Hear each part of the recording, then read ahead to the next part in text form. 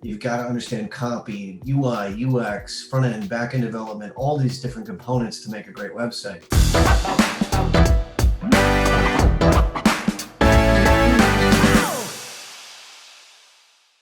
Patrick, thank you so much for hopping on this podcast interview with me. It's a pleasure just because we met through Summit Series, and it was awesome because we've just kept in touch. And I've seen you was down in San Diego. I've seen you grow, and also always respected your advice and kind of like your experience in marketing in general. And I wanted to get you on here on Creative Havens just so you can share your knowledge, advice, experience, stories, whatever it is, because I feel that every time we have a conversation, I learn something new. And I feel that the people on this podcast can learn something new. But before we get into it, I'd love to have you just kind of explain and talk about your story, how your background in marketing and also just how you got into, Wise Digital and everything that's happening now. Yeah, you bet. So let's see. The story of how I got here is a lot of twists and turns. I think is like any entrepreneur who's been in it for a while can appreciate. I moved out to California from Wisconsin in 2006 to start my first company, which was with a real good friend of mine from a former business. We started a crowdsourcing fashion company, and it was loosely based off of a business in Chicago that was doing something interesting. We just kind of liked the idea, wanted to go up market with it. We built some technology, and it kind of veered off course as soon as we had the financial crisis of 2007, 2008, and caused us to sort of make some quick directional changes. And it actually turned into a software company. We had built some technology to create our own brand and found that it was valuable for other brands.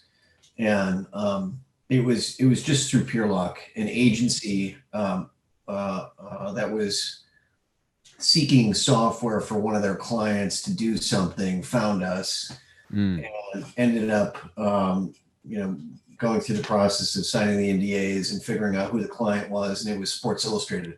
Wow. So that became our first client with a software platform we owned. We went on to get big clients like Warner Brother Records, about a third of the NFL teams, NBC, and a whole bunch of like publishing companies. That led us to our second software. That led us to sell a software business about 7 years later.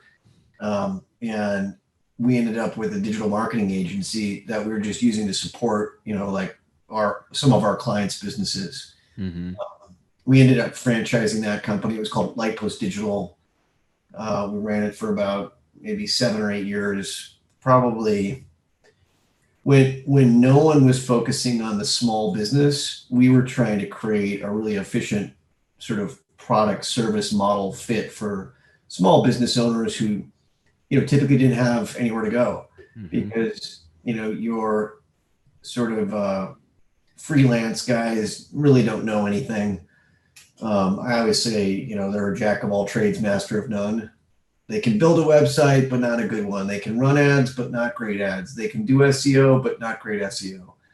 And so they end up kind of being in a situation where they might be buying a bunch of services but they're not getting good results. Or there's the bigger agencies out there which they just can't afford. Yeah. And so that was what Lightpost was all about.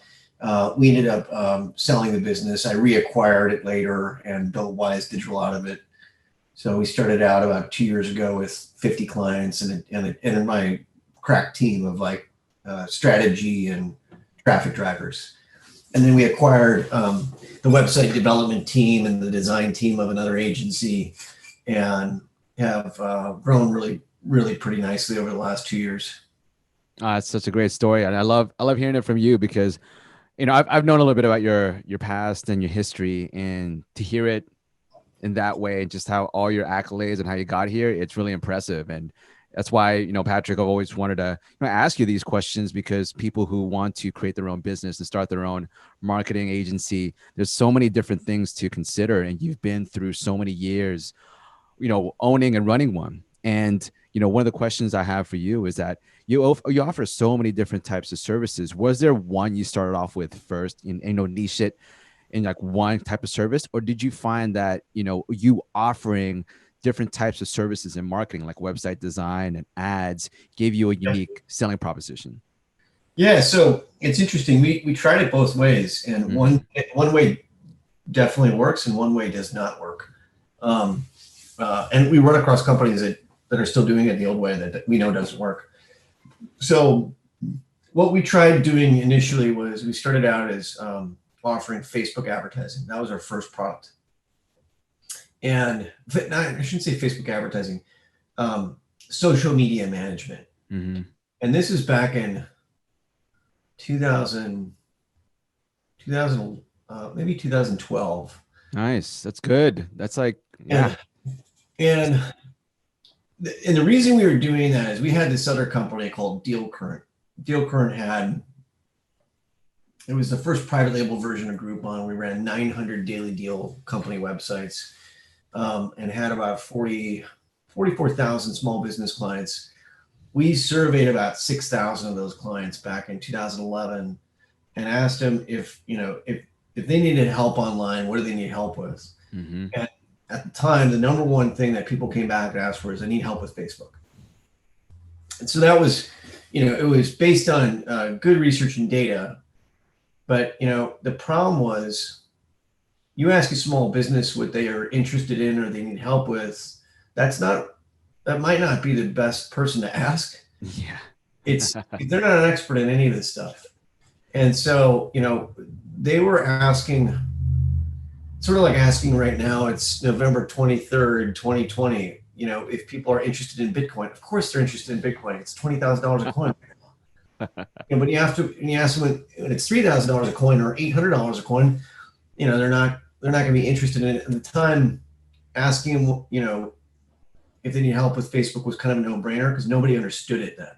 Mm-hmm. But later on, we found out, what they really needed help was with their website and their SEO and all these other things that were much more foundational and less like about the hype. And so, we started out Lightpost Digital selling Facebook advertising and really quickly morphed it into about a 4 or 5 product service suite. So then we offer websites, SEO, listings management, Facebook, and paid search. But I've come across so many companies in the digital marketing space that are like those one-trick ponies. They're really good at, running ads, or they're maybe good website developers, or they're good at helping businesses, secure better position in the map section of Google, or all these weird niche type things. Mm-hmm. But what we've come to understand is if you don't take ownership of the whole spectrum Mm-hmm.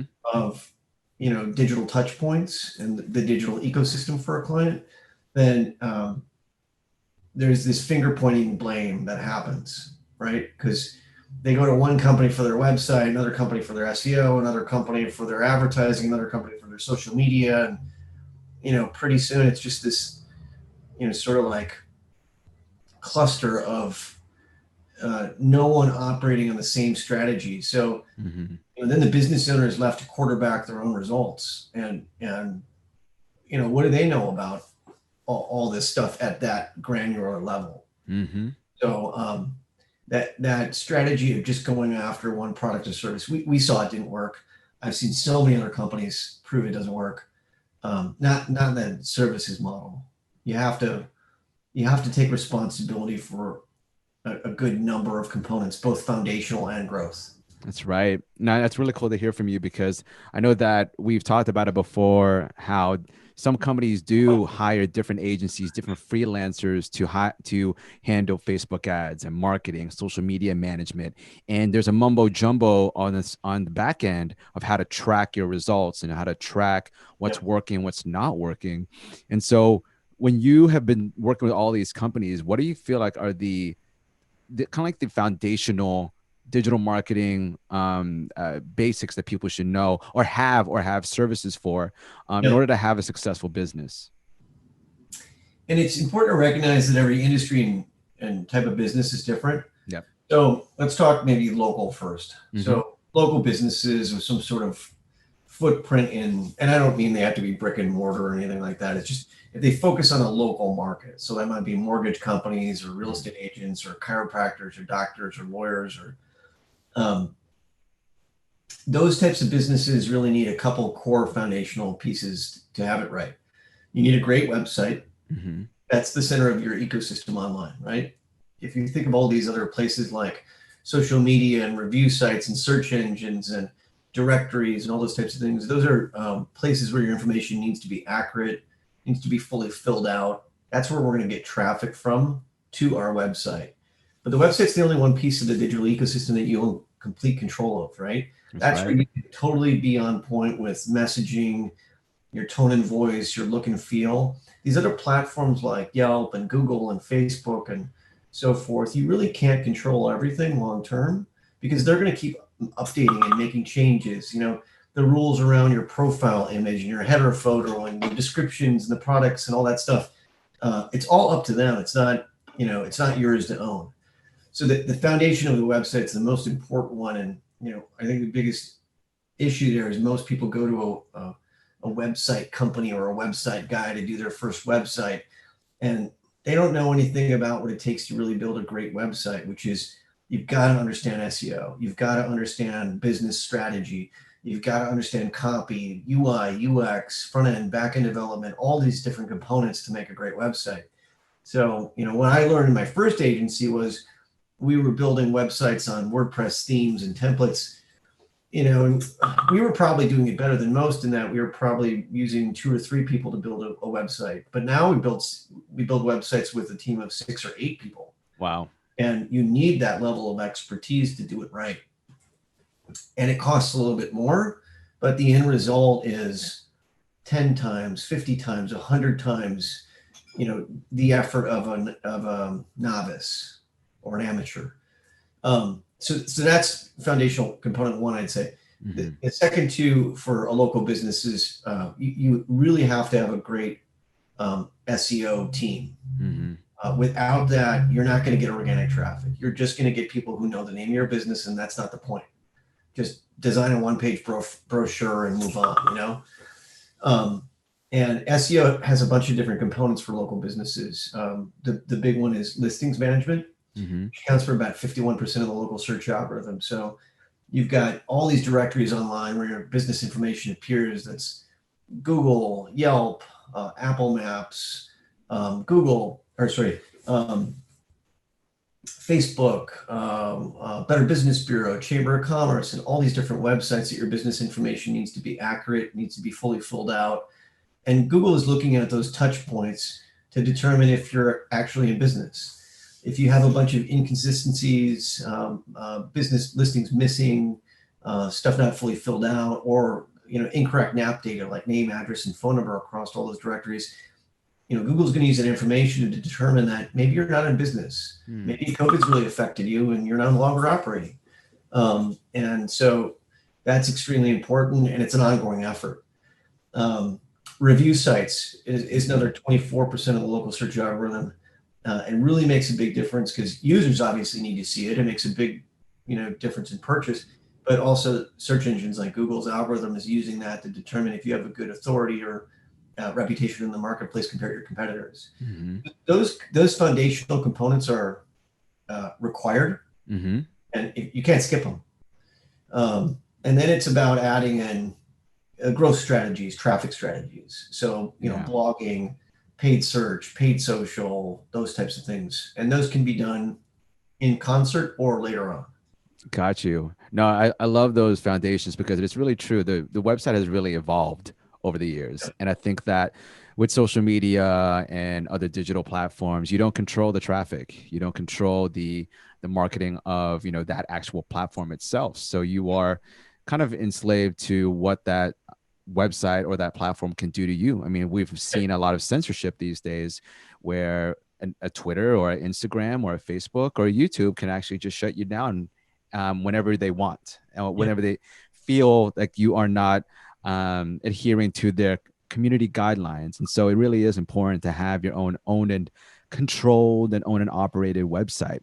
And as a owner of a business that has so many components, I know that you don't handle all of these departments. This is something where you have teams handling these departments. And how did you know that you had the right team and the right Yeah. manager for these departments so that you can provide the right service to your client? Yeah. Um, we made a ton of mistakes. I mean, Hmm. that's in the end. Now I have probably a team of the most 12 talented people I've ever worked with in respective disciplines. So my goal for this year was to round out every team with two or more experts, Hmm. which we actually just like got with our last hire. So even during COVID, we were able to grow enough where we were sort of able to add more to each of those teams.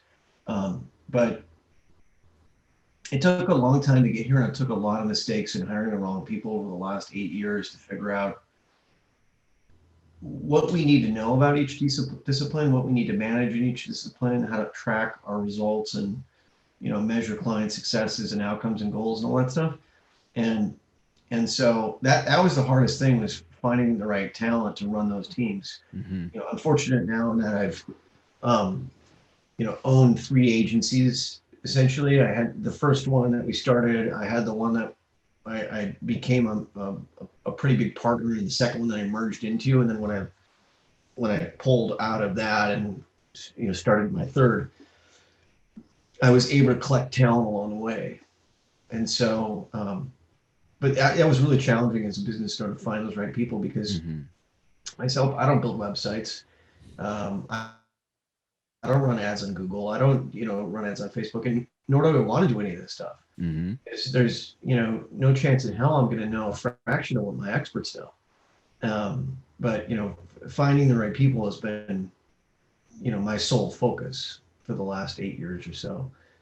Um, yeah, That's super important. And I think when you're saying, when you're leading a team, you're leading an agency in order to serve the client, it's really important to have the experts in place so that they can provide the utmost quality and also the best one-on-one type of communication, rather than going to several agencies and production companies and freelancers to get these different types of services and foundations.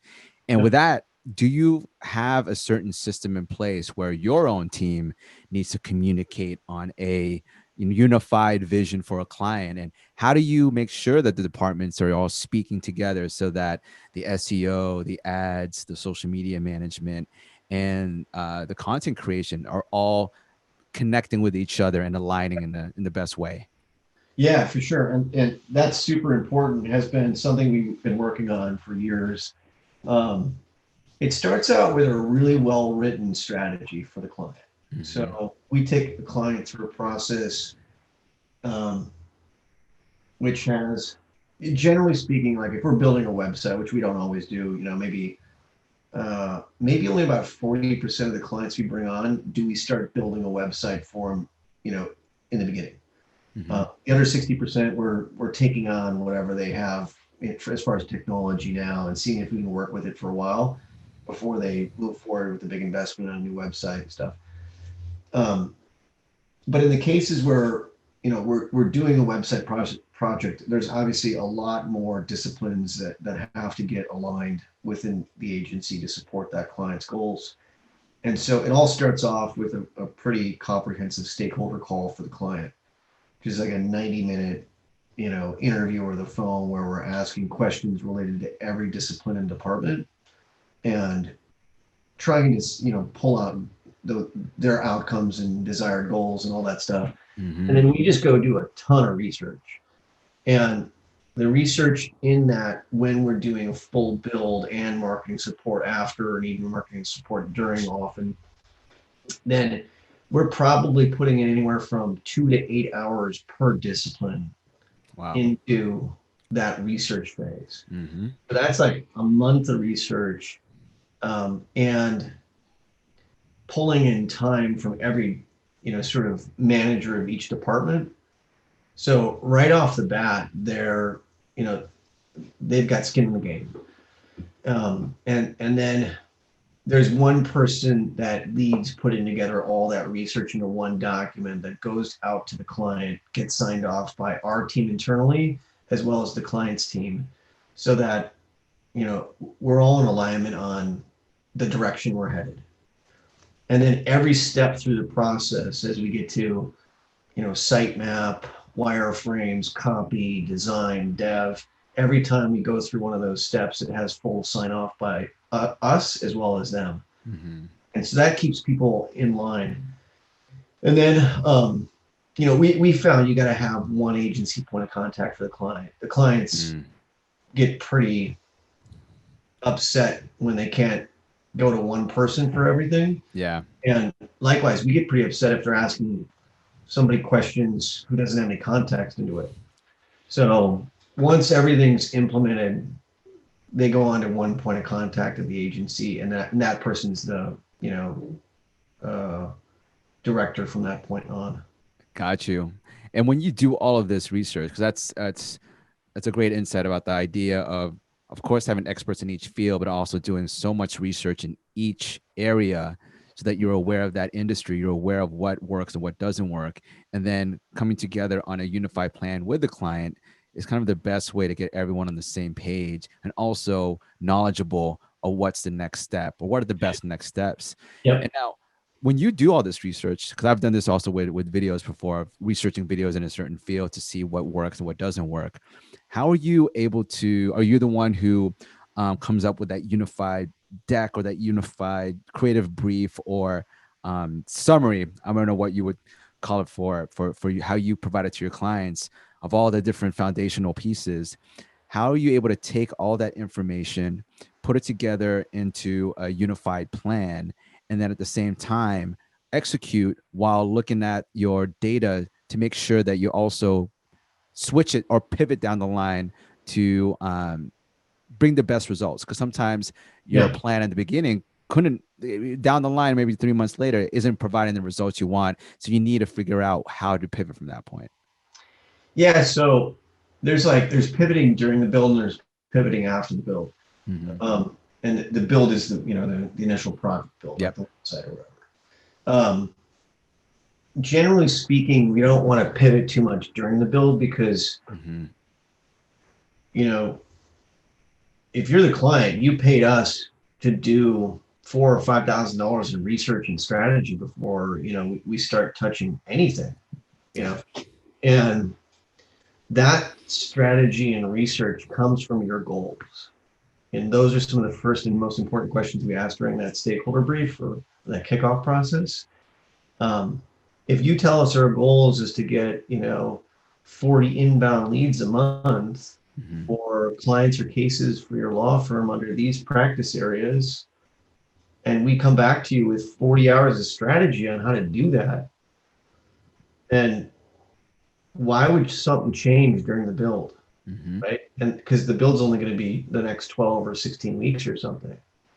But, and I'm giving a law firm as an example. Yeah. If 6 months after we launch that build and you're into marketing services and we're making those three or four practice areas busy and you're getting 40 leads a month, then it's only natural that you might pivot a little bit, because now you've got these 4 practice areas are so busy, maybe you want to add a 5th practice area and you need help filling up, prospective clients and cases because you're about to hire another attorney for that area. Well, okay, that makes sense. What's challenging is, 2020 has been a really interesting year for businesses. Yeah. And we had a lot of clients going through a build that started in 2019. And, we were halfway through it or 3/4 of the way through it when COVID hit. Well, we had a bunch of businesses that were retail focused businesses who were decimated by COVID, and we were going through a build with them. So that changed, in some cases, the scope, direction, everything for some of these clients. An interesting one is we had a client who's a friend of mine of 20 years, has a event production business in Chicago. And dang. His business is 100% event driven. Yeah. He puts on huge productions for big companies. all over the US and world. And, we had to make a decision about halfway into the build when his revenue went from X to zero. And it was unknown how long it was going to take to even start getting any kind of revenue back in the door. And we reshaped things, extended the build about 2 months to go back to the drawing board, and came back with a project that's live now, CSPworldwide.com. He's now a virtual, in-person, and hybrid event management company. Love that. And that was a really interesting opportunity that COVID gave us to come out ahead of his competition, because his competition is going to take a year to figure out what we did, and we were able to pivot pretty quickly into that. I love that story. Yeah, every scenario is a little different. Every industry is a little different. This is the year of how well are you able to adapt in a situation that's so unpredictable, and yet a lot of businesses, we talked about this before, how the different opportunities from the SBA or whatnot was able to help us, but at the same way, a lot of people can use that help to just survive 2 months, or they can use that help to launch a new way of thinking and a new business, and actually propel you towards something you never thought about the year before.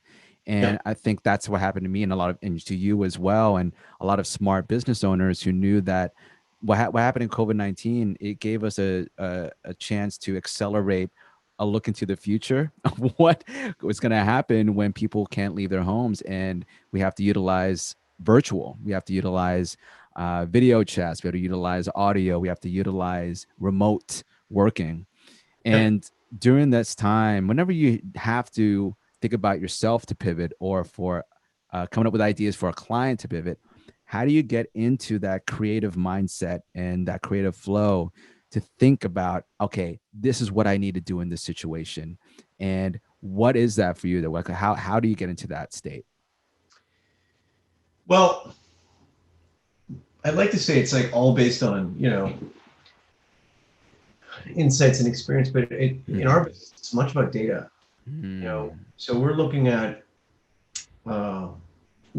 historical data, we're looking at Google Trend data, we're looking at competitor data, and we're looking at rankings.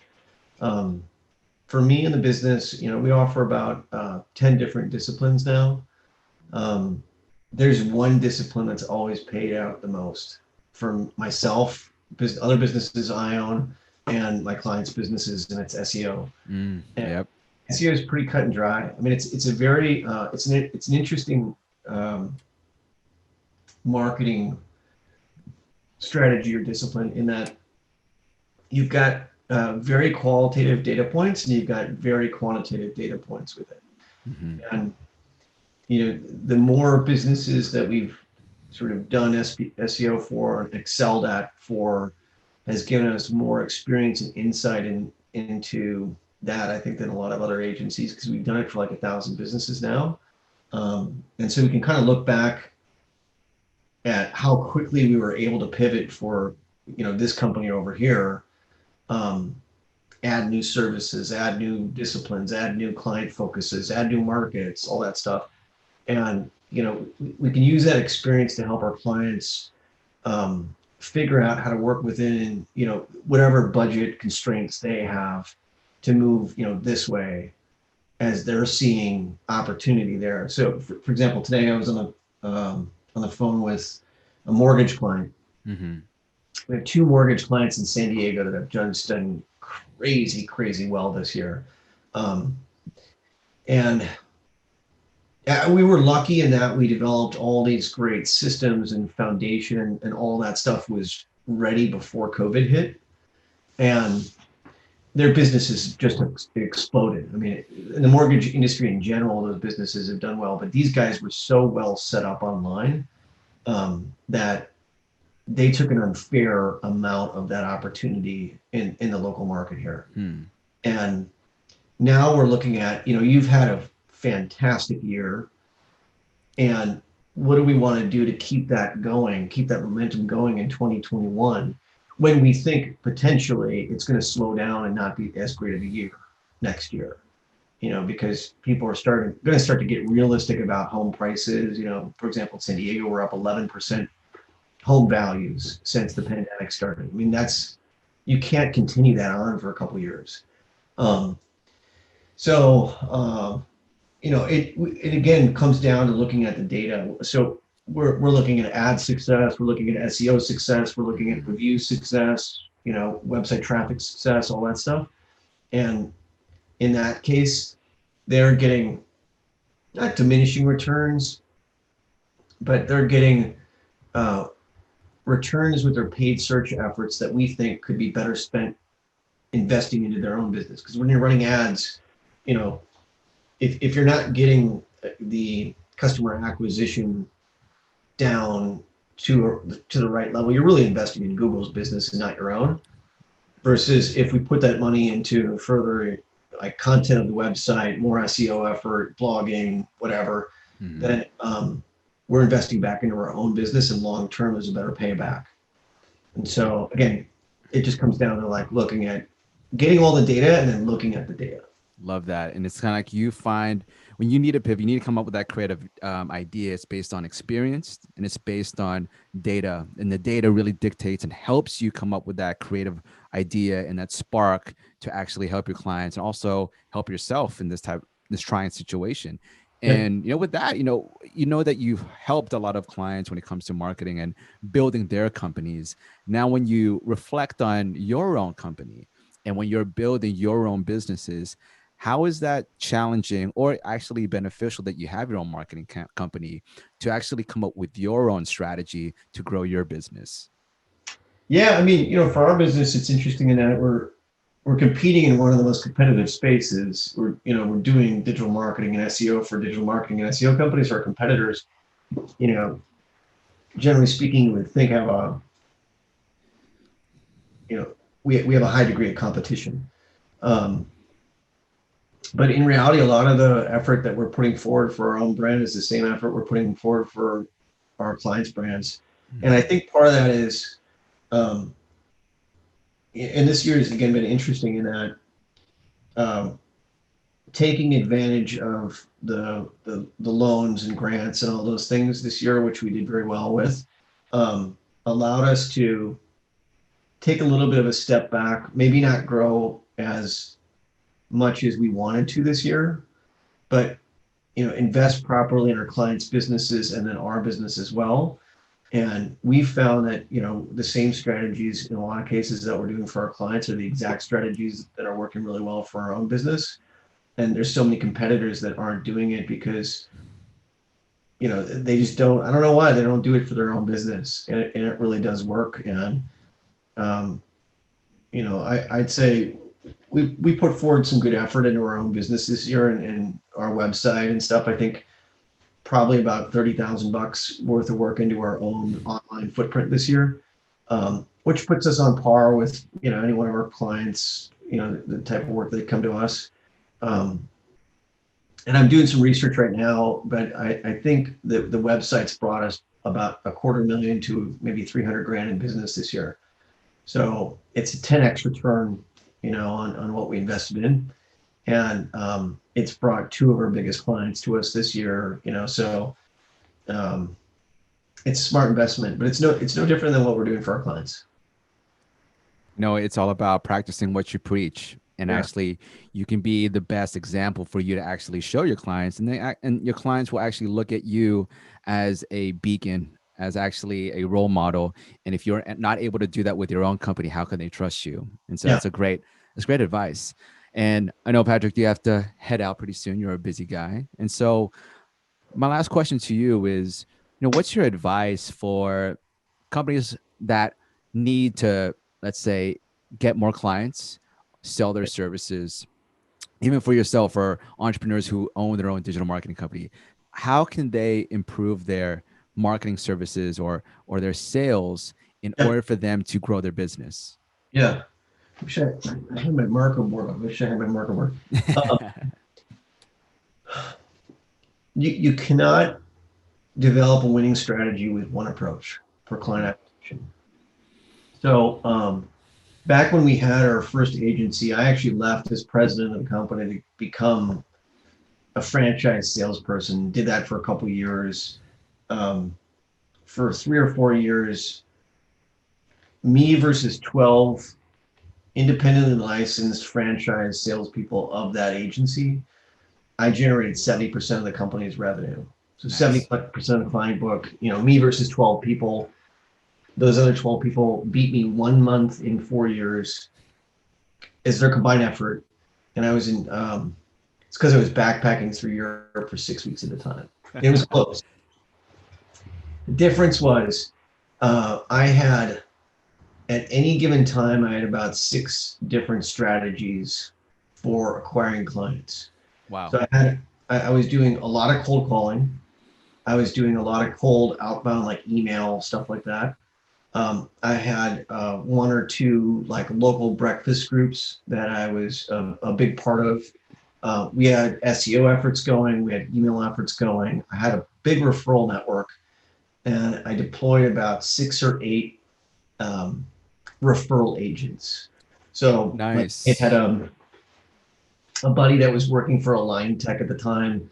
I thought I wanted to go after a lot of dentists and orthodontists and stuff like that. Align Tech is Invisalign. Okay. So he was selling that to like 300, dental and ortho practices. So he would bring me his clients that were really looking to grow. And then I had another agent who was kind of like worked with a lot of attorneys and law firms. They were sending me those types of clients. So I found like that sort of agent in a bunch of different industries, so I could kind of like act like a lot of tentacle arms out bringing clients in. So when you looked at the average salesperson who was bringing in 1 or 2 deals a month, I was bringing in 10 to 12 deals a month. But it was because over time I built this system where every month, like clockwork, I got two accounts for referrals, I got 2 accounts for my breakfast groups, I got 3 accounts from those referral agents, I got 2 accounts from this, I got 1 account from cold calling, and it's just like when you looked at a pie chart of where my business come from, it was really consistent, but it was because I didn't focus on one thing. Hmm. That And is brilliant. I think every company owner and everyone on here who wants to build a company, a brand, should really hear that, because the idea of having several touch points and not just relying on one strategy to gain, more, market share, and also attract more clients, because it's so smart. Let's go cold call, let's cold email, let's do SEO and marketing, let's do referral groups, affiliate marketing, and also just networking in face-to-face pre-COVID, or now online networking, because that is really powerful. Because I do see a lot of salespeople just relying on just email and LinkedIn, yep. or just cold calls. And what you did is just so ingenious. And I love that advice. And this is where I think if you look at the percent of small businesses that are going to close in the US in 2020, the reason it's so high is exactly that. It's Mm, exactly what I just said. Because when you think about like the average small business, when you ask, I've talked to tens of thousands of small businesses over the last decade. When you ask a small business where they get new customers, clients, patients, whatever from, most of them, the first thing they say is referrals. Those are the businesses that go out of business during COVID. And yeah. that's most businesses in America.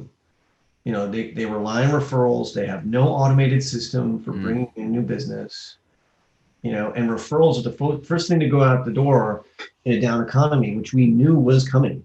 We didn't know it would be a global pandemic that caused it, and it's a weird event this particular time around. But when shit hits the fan, people are worried about their own business. They're not worried about your business. that's all right. Not sitting there thinking how I'm going to refer Joe some business this month. They're figuring out how they're going to pay payroll. Yeah. So, if they don't have a good foundation online and they work and they measure, growth by referral, they're out of business. Oh man, that's such a cautionary tale to a lot of business owners and brands out there. And it really is something to think about for the next upcoming year, because it is unpredictable. We don't know what's going to happen. And I Right. think that those 6 strategies and more are really great ways for you to sustain and also thrive in this type of climate. So, Patrick, You're awesome. Thank you so much for being on here. And before we go, can you let people know where to find you online and how can we support? Yeah, I appreciate that, Mitch. The best place is just check out my website, wisedigitalpartners.com. You can find me there. You can book a call with me there if you just go to my page. And then, LinkedIn's a great place. So again, Patrick Dillon, Patrick at wisedigitalpartners.com. Nice. Thank you so much, Patrick. You have a good rest of your day. I appreciate you. Thanks, bud. You too. Yeah, thanks. Yeah, bye. Thank you for listening to the Creative Haven podcast. And if you dig it and like what you heard today, please give us a nice review and rating and share it with one of your friends that you think needs some creative inspiration. You can always find more content and resources at thecreativehaven.com and hit me up on Instagram at Mitchel Dumlao. And if you want to reach out, collab, or ask any questions, you have my permission to slide into my DMs. So keep positive, continue to learn and hone your craft, and create all day. Salamat.